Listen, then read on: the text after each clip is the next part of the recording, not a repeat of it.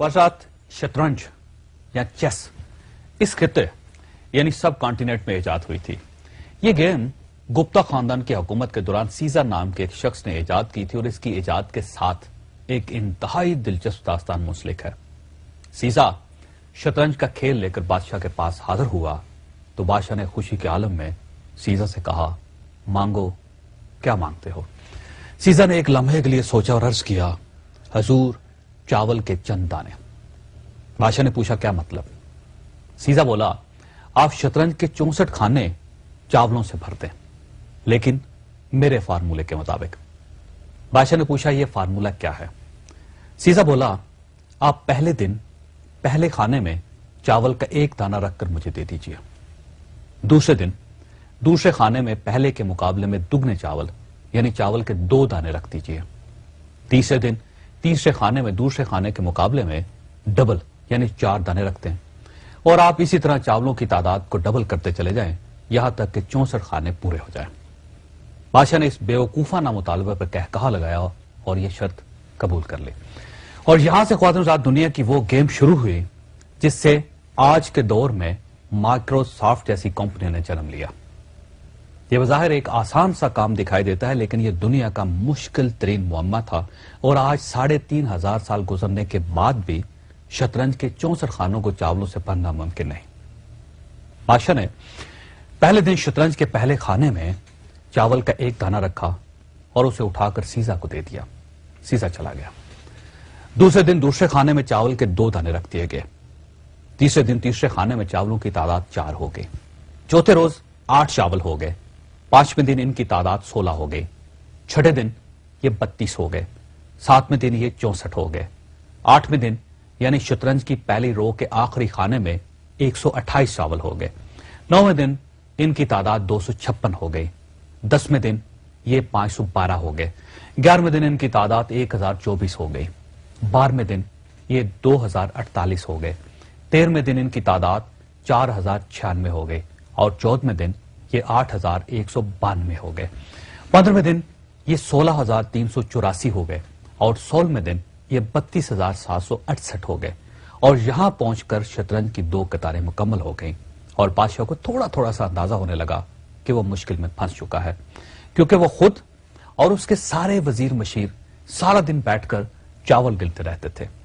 शतरंज की तीसरी कितार के आखिरी खाने तक पहुंचकर चावलों की तादाद 80 लाख तक पहुंच गई और बादशाह को चावलों को मैदान तक लाने और सीजा को ये चावल उठाने के लिए दर्जनों लोगों की जरूरत पड़ गई। किस्सा मुख्तसर, जब शतरंज की चौथी रो यानी 33वां खाना शुरू हुआ तो पूरे मुल्क से चावल खत्म हो गए। बादशाह हैरान रह गया। उसे उसी वक्त रियाजीदान बुलवाए और उनसे पूछा कि शतरंज के 64 खानों के लिए कितने चावल दरकार होंगे और इसके लिए कितने दिन चाहिए। बादशाह के रियाजीदान कई दिनों तक बैठे रहे, लेकिन वो वक्त और चावलों की तादाद का अंदाजा नहीं लगा सके। यह अंदाजा नाज़रीन 3500 साल बाद बिल गेट्स ने लगाया था। बिल गेट्स का ख्याल है कि अगर हम एक के साथ 19 जीरो लगाएं तो शतरंज के 64 खानों में इतने चावल आएंगे। बिल गेट्स का कहना है कि अगर हम एक बोरी में 1 अरब चावल भरें तो हमें चावल पूरे करने के लिए 18 अरब बोरियां दरकार होंगी और इन चावलों को गिनने, शतरंज पर रखने और उठाने के लिए 1.5 अरब साल चाहिए। आप भी ये कैलकुलेशन करके देख लें, आप भी हैरान रह जाएंगे। लेकिन ये याद रखिए कि ये हिसाब आम कैलकुलेटर के जरिए नहीं लगाया जा सकेगा। ये सिर्फ कंप्यूटर के जरिए ही कैलकुलेट किया जा सकता है। इस इशू को नाज़रीन मैनेजमेंट की जुबान में चेस बोर्ड राइस या second half of the chess board कहा जाता है। अब सवाल यह है कि शतरंज इजाद करने वाले और बादशाह को इस खौफनाक मसले में फंसाने वाले सीजा का क्या बना। यह भी एक दिलचस्प कहानी है, लेकिन यह मैं आपको प्रोग्राम के आखिरी हिस्से में सुनाऊंगा। पश्चात वो दास्तान जो प्रोग्राम के शुरू में अधूरी रह गई थी।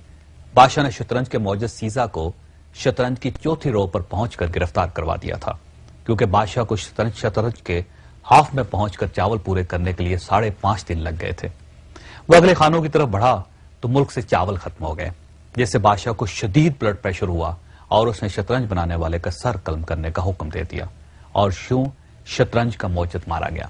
लेकिन शतरंज की सरदर्दी آج تک قائم ہے۔ شطرنج انڈیا سے ایران پہنچی، وہاں سے بغداد، بغداد سے اسپین اور اسپین سے یورپ چلے گی اور آج پوری دنیا میں کھیلی جا رہی ہے۔ یہ بھی کہا جاتا ہے کہ سیاست شطرنج ایسی گیم ہے جس میں پیادے سے لے کر بادشاہ تک سارے کردار موجود ہوتے ہیں، بس ایک کردار نہیں ہوتا اور وہ کردار ہے جج۔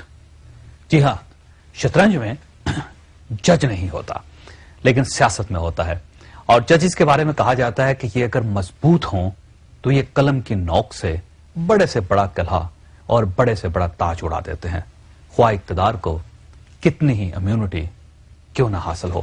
اللہ تعالیٰ آپ اور آپ کے اہل خانہ کو انصاف کرنے اور انصاف مانگنے کی توفیق دے۔